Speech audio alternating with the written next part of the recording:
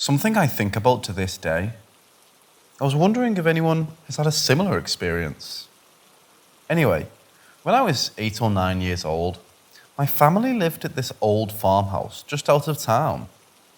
During the night, the farm was terrifying and the rooms would just be pitch black, with not even the moon to illuminate the rooms, but eventually your eyes would adjust.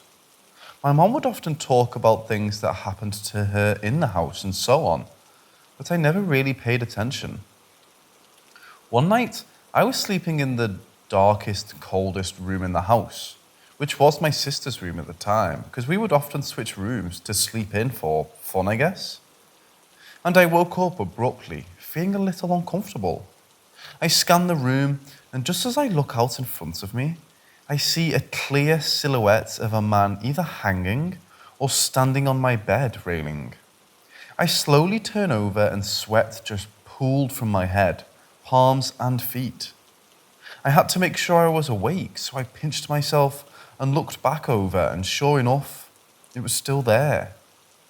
The silhouette was long and slender and seemed to have been wearing a sort of coat.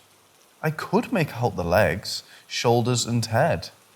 It was darker than the room itself, and I turned over to look out the window under the curtains to see it was still very dark out. I think I stayed there frozen in absolute dread for what seems like hours trying to sleep and to ignore it. I never looked at it again. I kept my eyes screwed shut. Eventually, day broke and the room was a little lighter, so I looked back out and it was gone. Maybe it was my imagination. I was young, but the images were just so clear in my head, even now. And my other family members would talk about what would happen to them, but I kind of just blocked it out. I just didn't want to experience anything like it again, so I was ignorant. I never saw it again, and I developed a little phobia from darkness because of it. It really doesn't help when my cousin said she saw the same kind of thing later on.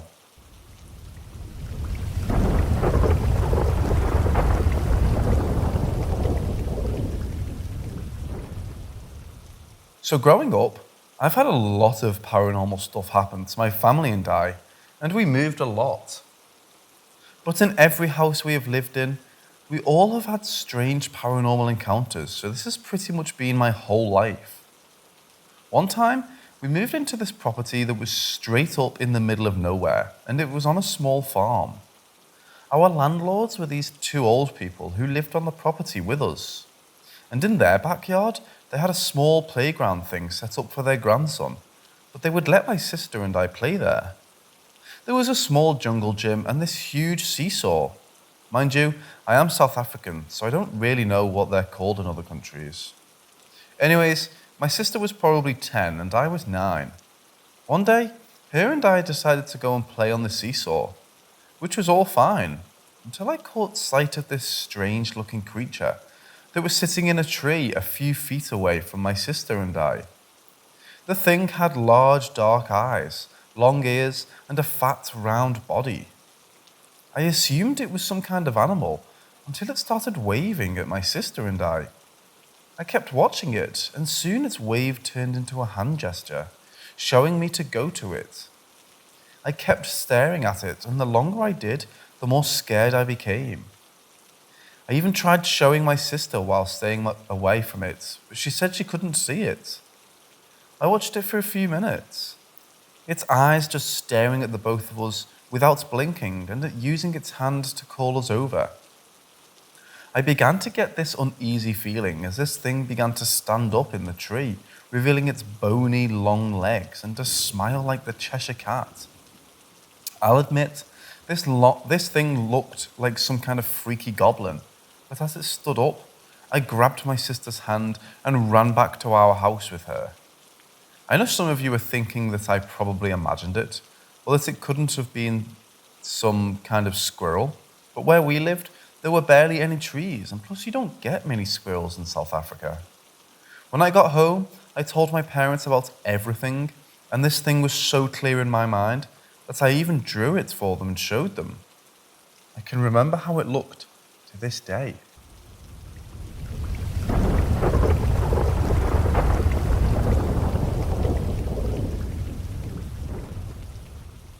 Growing up, paranormal experiences became a part of my life, which is pretty odd since my family and I moved so often, but every house we stayed in had its spirits. We once moved to this house that was in an almost forest like place.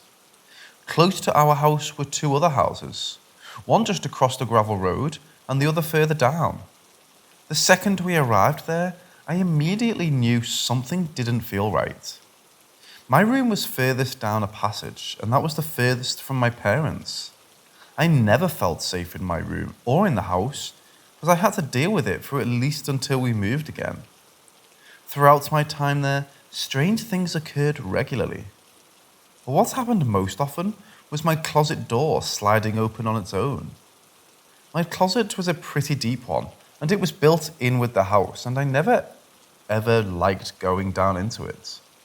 I know this probably will sound like a common childhood fear, but I always felt as if I was being watched, especially from my closet.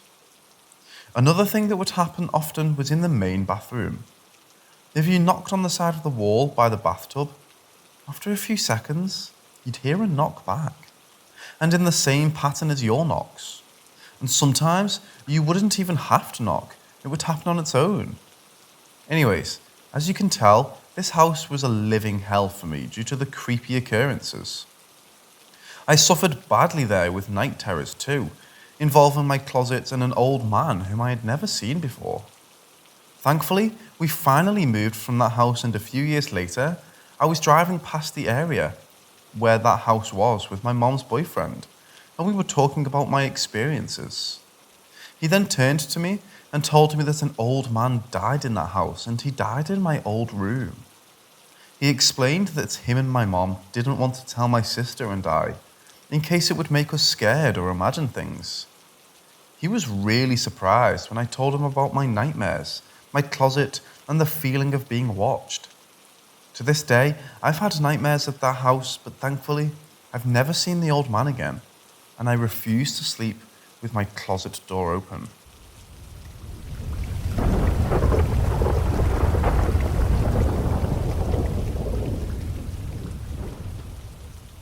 This was probably the first time my sister and I had a paranormal experience outside our house, and to this day, neither of us know how to explain what happened. About a few years ago, my family and I went to a shopping centre to do our usual monthly shopping. Usually when we went to the shops, my parents would let my sister and I wander the same shop they were in. My sister and I were walking down a large aisle where many other people were walking. At the top was the toy aisle. It had a shelf that people could easily walk by that had a whole bunch of baby dolls stacked, all of them being the same brand. A few other people walked in front of us and walked past the shelf, walking up to the baby dolls with their children and then walking away. My sister and I didn't find any of this unusual until we walked past the shelf, not even really close to the dolls at all. As we walked past, all of these baby dolls started laughing, and I mean all of them at the same time. A few other people stopped and stared at my sister and I as we both stared at the dolls ourselves while they laughed in sync.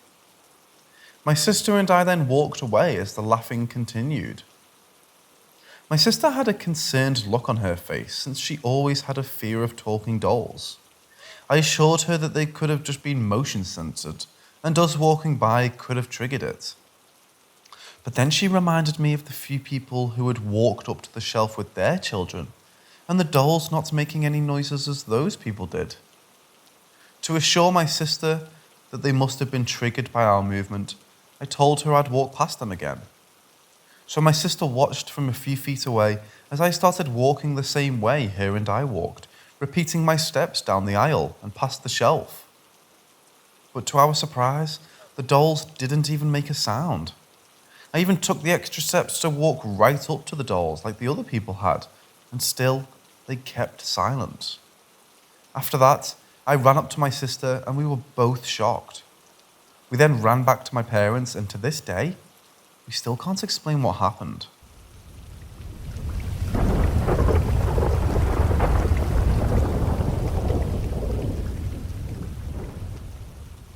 This story is not my own and was originally told to me by my grandmother.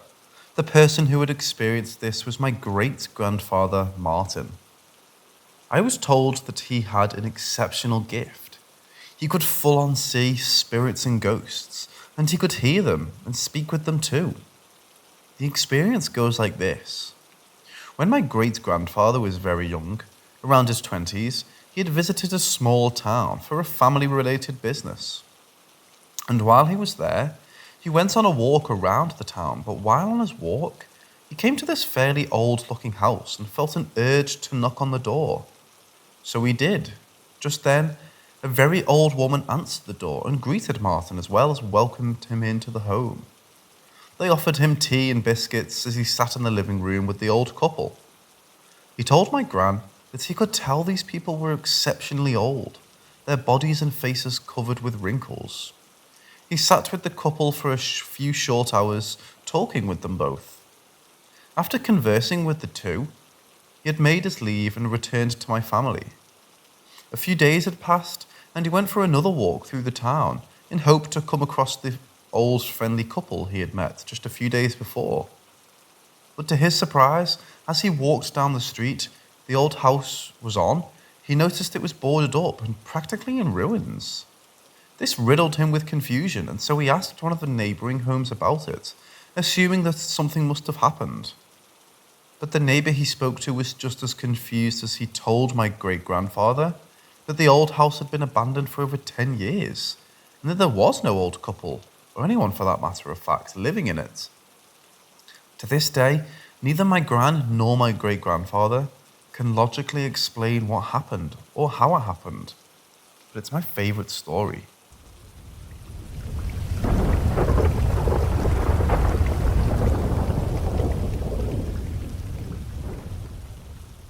I was about 6 or 7 years old when I experienced something that still rattles my core. For context, this was in Colorado back in 2006. My family and I lived in a quiet suburban neighborhood in Centennial. Nothing spooky or creepy about that neighborhood, just this house. The house that I lived in was unsettling at times. My older brother, sister, and I heard creaking upstairs every time our parents were out. We chalked it up to the house settling, but doors would close by themselves. My DS gaming system would move from where I set it down. We didn't want to admit to ourselves that our house was haunted. I was a child, so the creepiness didn't really bother me too often. I would just shrug these things off. However, I refused to sleep in my room alone. My brother and I shared the room until my parents built him a room in the basement. So I slept in the TV room, which was directly outside of my bedroom. The TV room was creepy as hell too. The room was about 5 or 6 feet lower than the entrance level. The kitchen, dining room, and living room were all in plain view of the TV room, only separated by wooden railings and a 7-step staircase.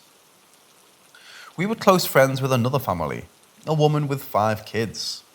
Her eldest son being a troublemaker, gang affiliations, vandalism, you name it. We'll call him David. David and my older brother are the same age, middle schoolers at the time, so they were good friends. My parents also baptized him, so they are David's godparents. He would spend the night at our place often. His mother figured him staying in a nice neighborhood as much as possible might set him straight. He would sleep in the living room with me because he doesn't like basements. One night, David was spending the night, and me being a night owl, even as a child, we were both up at around 1 a.m. I distinctly remember Ace Ventura playing on the TV, so we were both laughing at the movie. David got tired, so he laid down on the couch and said, "Good night, dude," and shut his eyes. Not 5 seconds after he says this, I hear a toddler giggling in the living room upstairs. My heart sank. I was the youngest person in that house. My laugh didn't sound like that, and I know damn well I didn't laugh in that moment. I looked at David, and his eyes are wide open now. He heard it too. He looks at me, and we both stand up. I look at the living room through the railing. All I see is the faint light coming in through the window. Every other section of the living room is pitch black. We both back into the corner furthest from the noise, and I don't remember what happened after that. I remember the laughter clearly. I remember the fear I felt that night. David doesn't remember. I imagine it's due to the copious amounts of substances he's consumed the years after. Believe me or not, I know what I heard. I can't explain why a toddler seemed to be playing in my house in the middle of the night. Honestly, I don't think what I heard that night was a child at all.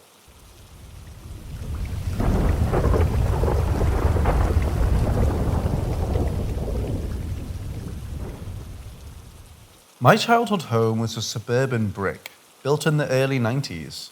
It was the model home for the neighbourhood. Cheerful yellow planks with deep red shutters. Finished, fully lit basements, inaccessible attic, open and bright and airy. Unassuming, idyllic, and perfect to raise your children in. I adored my house. I never felt anything but safe there. I was never given reason to be afraid of any part of it. My family is particularly spiritually sensitive, I'd say. We've all had our own paranormal experiences and a serviceable sixth sense, from great-great-grandparents on both sides down. Nothing crazy, no hauntings or curses or mysterious deaths. We're just a bit more tapped into that sort of stuff than others. In the past, I heard a lot of warnings online about tall shadow people in hats. They're an omen, demonic, dangerous, bad news. My tall man wasn't like that. I'm not sure what Svenet was hanging around for, but I'm almost certain he wasn't out to hurt me, or warn me of something, or even scare me. His presence in my home wasn't even alarming to me. When I caught sight of him, I'd greet him verbally by name and go about my business. He wasn't a hallucination or trick of the light, I'm almost sure. He appeared in my peripheral vision, and I'd often turn to face him, blink or turn away and turn back, and he'd still be there. He came and went as he pleased. He had no set schedule. He showed when he showed, day or night, rain or shine. He always stood in my doorway, as tall as the door was, one hand on the frame as he ducked down into my room, frozen mid-step. The outline of his fedora was always visible, milady. He had no discernible features. He was a shadow, black and bottomless. I've spoken to friends and family about it, and they all have their own stories about their tall men in hats. Sometimes it was a one-time thing, others were like me, with a tall man over their shoulder for most of their life. We moved out of my childhood home about a year ago now. I haven't seen Svenet since. I think he was tied to that house, somehow, although I have no idea how. There's no history behind it to explore. The neighborhood was built on Kickapoo in Miami land, but that's about it. Anyone else have an experience like this?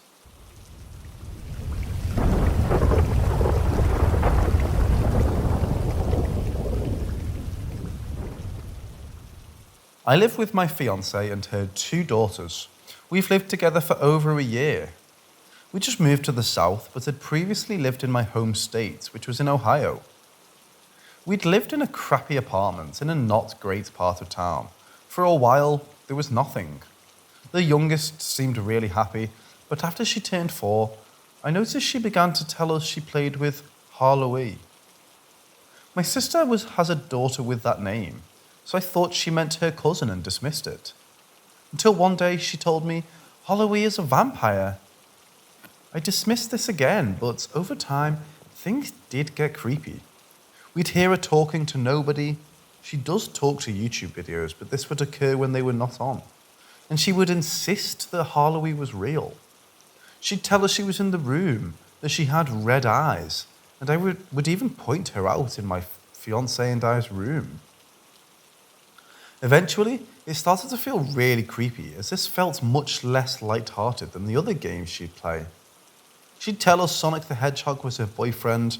She thinks it just means a friend who's a boy, and loves Disney princesses. She isn't into scary things. She'd tell us that Harloway would talk to her and tell her our apartment was her house. I asked her, is she coming with us? I figured imaginary friends could move. Sonic did, lol. But she said, no, that girl has to stay here, and that she was mad. She was leaving. Since we've moved, she's rarely brought her up. She still brings up Sonic, but when I asked her about Harlow, I said, that girl stayed at the house. I'm probably overthinking this, but she talked about this in so much depth, and I firmly do believe little kids can sense more than we can. It just creeps me and her mom out. I haven't found any news of murders in the apartments complex. The town does have a bit of a violent crime, and does have yearly homicides, but I couldn't find anything there.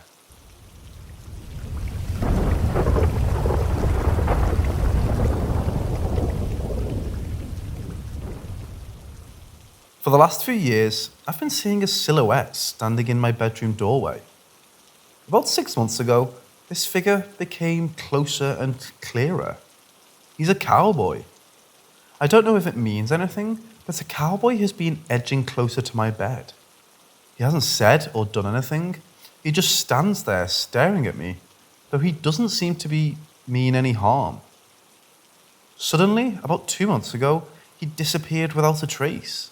But now there's something new, and it seems to be completely constrained to my bathroom. I don't see this one at all, outside of the occasional midnight silhouetted reflection in my bathroom mirror. This new one, I don't know what to refer to it, is a lot less subtle than the cowboy man. Throughout the night, I constantly hear things being moved or tapped. On one occasion, it threw all of the shampoo, conditioner, and soap bottles off a shelf. Living with me is my girlfriend, who has also heard the noises, but has seen less than myself, and my dog, who sits bolt up in the night watching the bathroom, seeming to be watching something. Also, if it's at all relevant, I have twice seen orange lights, specifically a group of 3, fly across my bedroom in the middle of the night.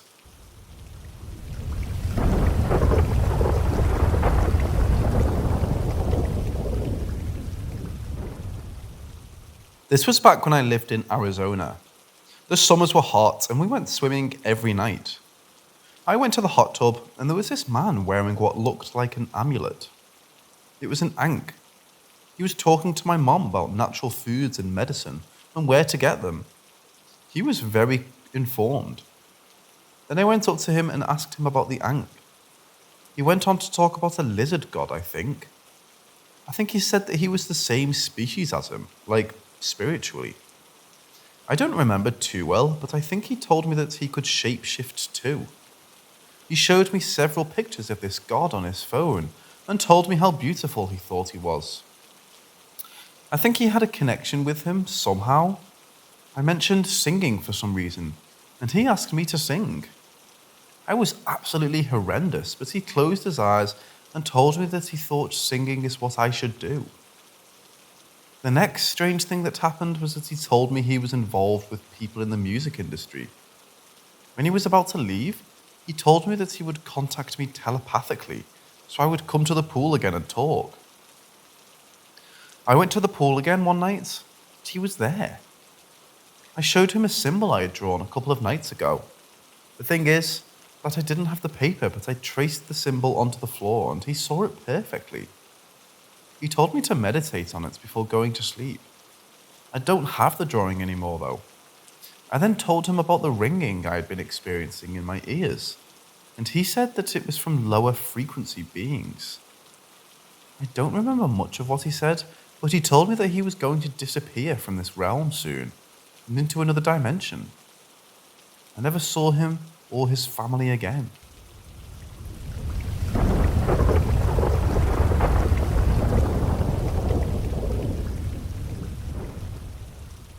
This happened back in 2011. I was 17 at the time. History has always been fascinating to me, so I oftentimes look up strange or interesting events that have happened and spend hours browsing, fueling my curiosity. I came across a picture of the last dynastic family of Russia, the Romanovs. Of course, I was fascinated by their story, but I felt a strange connection to the boy in the picture, Alexei. This has never happened to me before, especially regarding someone that had been dead for almost a century. It was an almost visceral reaction. I felt like I knew the boy, but that's impossible. I was born about 70 years after his death, along with the death of his family. I started having strange dreams, blood-stained walls and small glimpses into the past. I saw one picture of him and I suddenly remembered. I saw him spraying his father with a water hose and laughing, almost like I'd been there myself. I felt like I had lived in those pictures, but that was impossible. I also somehow felt responsible for his death, somehow, like I could have saved him. Not in this life, but in that one. It had a toll on me, and I started crying out of guilt. I remember seeing bright white lights in the room listening, little sparks. Then when I was brushing my teeth, something playfully shoved me, as if to bring me out of my stupor. I could practically hear him laughing. The next few days got very intense and I was enthralled. Kept having strange dreams and feeling a huge sense of guilt. So I had a dream. He was in the snow and he looked so peaceful and happy. I couldn't get closer to him though. There was a real clear divide. I heard that voice rumble in my head. A deep rumbling voice. He's come to say goodbye. He loves you. He always will. He smiled at me and waved from a few feet away. It was time to say goodbye. I couldn't get near him. It was the happiest and saddest I've ever felt. I was happy because I got a small taste of what it was like. I've never felt unconditional love and happiness before, ever. Never felt such pure joy. But I knew this was goodbye, and that hurt me beyond compare. When I woke up, I was almost crying, and it was early in the morning. I woke up my mom crying and saying, I saw him. She didn't really know what I meant, but she let me sleep with her. I'd never done that before, no matter how scary things had gotten. After that, everything was easier. I sometimes had dreams, like of me riding in a carriage with his sisters, and of us being in a room with a fireplace and him sitting in the middle. The dreams have stopped now. My story was almost on TV, but I couldn't do it. I felt like I was betraying him or selling him out, so before the TV crew came, I just said I couldn't. It didn't feel right. His body is still not reunited with his family. They aren't really sure the bones are his, so meanwhile, his bones sit in a cold lab. It broke my heart, and I cried, but I feel like that doesn't really matter. He's happy. I'm still sorry I couldn't save him, but he'd probably tell me I'm being silly and laugh.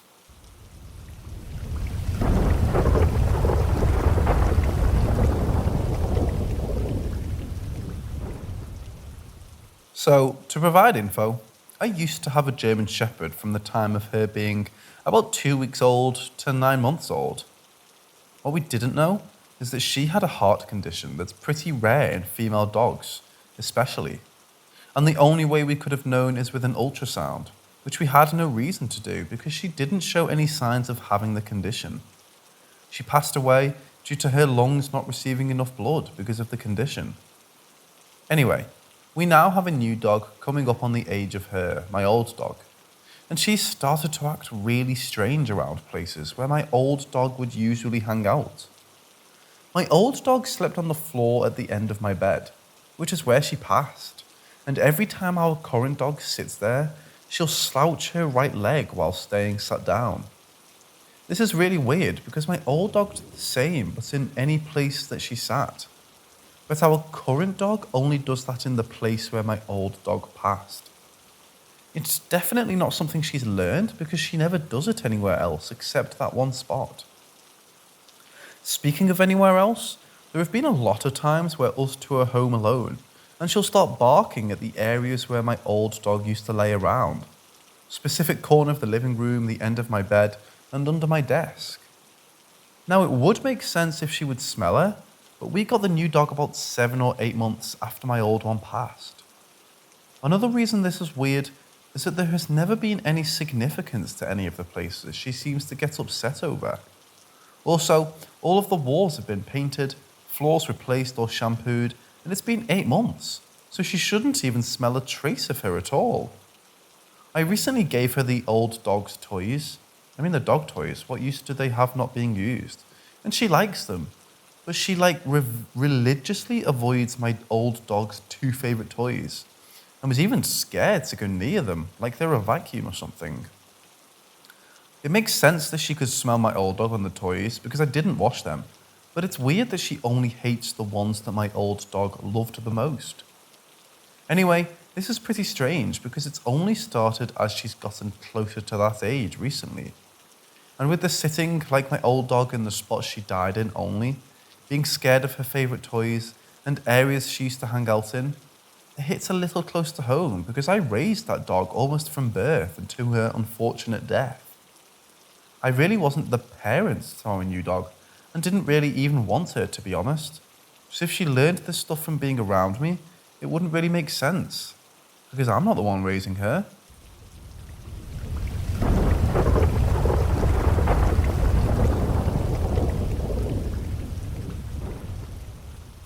My bedroom door has a lock and key, so you do actually need to fully turn the key to lock it. I always keep the keys in the lock so I don't lose them, and every few months I'll wake up in the morning, go to leave the room, and my door will be locked. It's always creeped me out a little, but I kind of just thought maybe I was sleepwalking and did it myself, or I just knocked it when I closed the door so it locked, which would be hard to do because you need to turn it all the way to lock.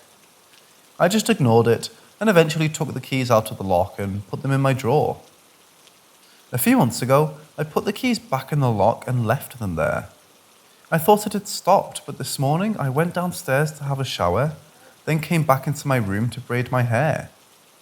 Now I know for a fact that I closed the door as I normally do, which is really gently because everyone else is asleep when I get up. And I definitely didn't lock it because I never do. But when I got up to go downstairs, I pulled the door only to find it was locked. Naturally, I freaked out because this time it had actually happened when I was awake, so there's just no way to explain it. I hate to be the person to jump to conclusions, but I really don't see any logical way my key could have turned 360 degrees on its own, let alone do so without me hearing it. I'm just so freaked out by this. Has anyone ever experienced something similar? It would be great if someone could suggest a logical way this happened.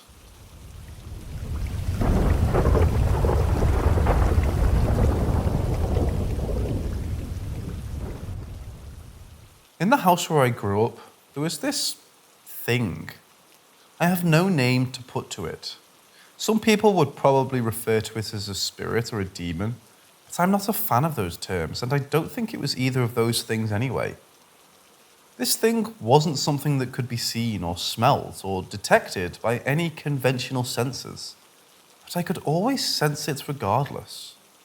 I wasn't the only person aware of it in my home either, as two of my sisters could also sense it, but no one else in my family seemed to notice if and when I tried to tell them about it.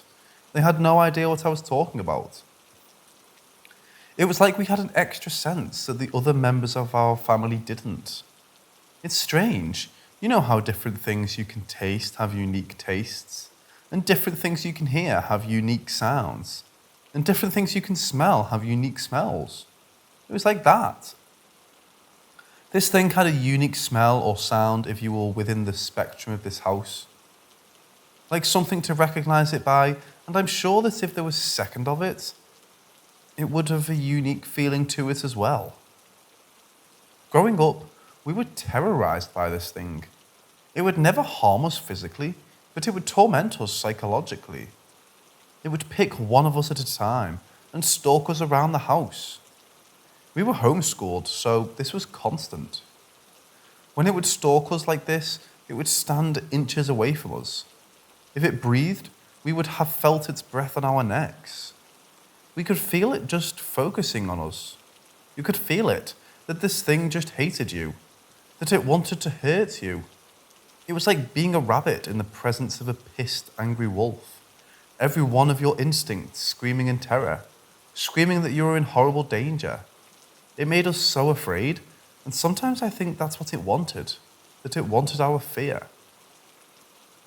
This seemed to get worse and worse as we got older. My older sister, who owned a car, insisted on sleeping in her car as often as possible to be away from the thing. Yeah, I didn't have a car. Around the time she started doing this, I was working at a bar and would come home very late at night after everyone was long asleep. The thing seemed much more alive at night.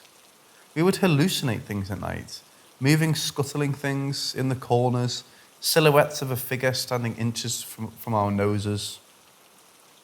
It seemed the darkness would become dense or semi-solid, like thick mud in water. It wasn't like darkness anywhere else. At night, the thing was much more aggressive. It moved faster about the house, and its intention could be felt from it, a seemingly violent intent. Returning home at night from these late shifts was very difficult because I would have all its attention when I came home. It would stalk me about the house. I could feel my skin ripple and crawl away from the place where it stood, feel its very eyes on me hurting my body where it looked. I would be so terrified I could barely look towards it, sometimes barely moved, and even though by now I was 20, sometimes I would shake and cry. Around this time, it started touching me too, then eventually laying its open hands on my back and shoulders. It had too many hands. Very shortly after this, I moved away, and everything has stopped since then. But whenever I visit my parents, it's still there.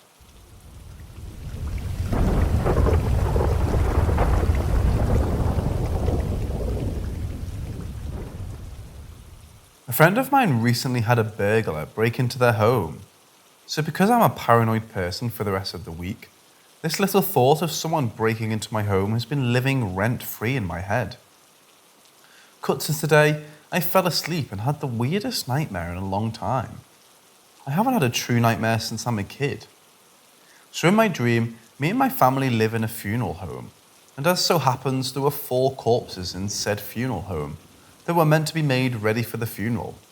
However, as the dream progresses, I was always asked to do chores in the same room as them. I think in the dream, the place where they were stored always changed. And whenever I entered the room with them, the more they seemed to become active. Like after the first time, the father of the family started appearing behind every door that I'd open. At first, it was only for short durations, where you would see glimpses of him behind the glass of some doors. As the dream continued, this got worse, until the corpse was behind every door that I would open, and at the last time the corpse would move his head, which looked like he got more and more beaten up as the dream progressed, until there was only a bloody pulp where his face should be, and he started speaking to me, but at this exact moment, I woke up. After falling asleep again for the second time, I had the exact same dream, except the second time, in addition to the father thing, the child was getting more and more fucked up, which leads to me waking. This time, however, I can't fall asleep because I hear something that sounds like a drill. And I think to myself that it's weird to drill something in the middle of the night. Then my paranoia kicks in and I start to turn on all the lights and make my way downstairs, because now I fear that someone's trying to break in. As I reach the end of the stairs, I look towards the door and I see a white face looking through the glass at me, and then moves its head away so I can no longer see it. I instinctively move towards the door to open it, but stop at the door handle. The only thought through my head at that moment was, let's not invite whatever this is into my house, be it burglar, ghost, or whatever.